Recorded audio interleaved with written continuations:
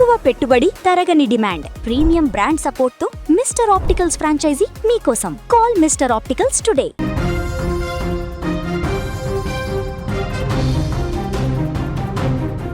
హైదరాబాద్లో KBR park పరిసరాలలో కొత్తగా అమల్లోకి వచ్చిన వన్ వే ట్రాఫిక్ విధానాన్ని నగర పోలీసు కమిషనర్ విసి సజ్జనార్ స్వయంగా పరిశీలించారు.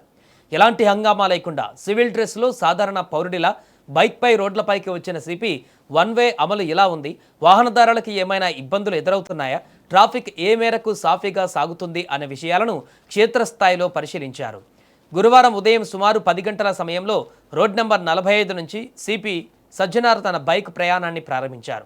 Jubilee checkpost, Venkatagiri, KBR park ప్రధాన గేటు, ముగ్దా జంక్షన్, బసవతారకం, అగ్రసేన్ చౌరస్తా, ఫిలింనగర్ జంక్షన్ మీదుగా తిరిగి రోడ్ నెంబర్ 45కు చేరుకున్నారు. ఈ రూట్ను ఆయన 2 సార్లు బైక్పై తిరుగుతూ ట్రాఫిక్ మూవ్మెంట్ను పరిశీలించారు.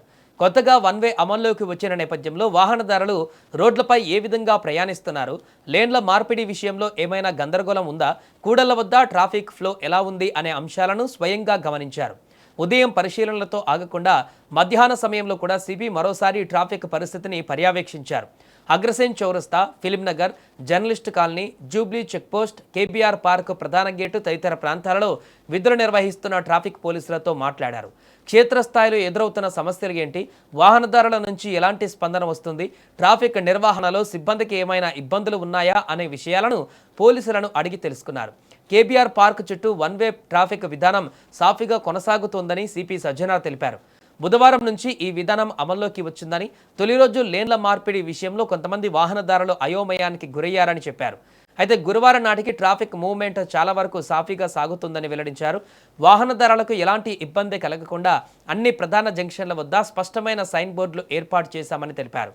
అవసరమైన ప్రాంతాలలో తగినంత మంది ట్రాఫిక్ సిబ్బందిని కూడా మోహరించినట్లుగా చెప్పారు.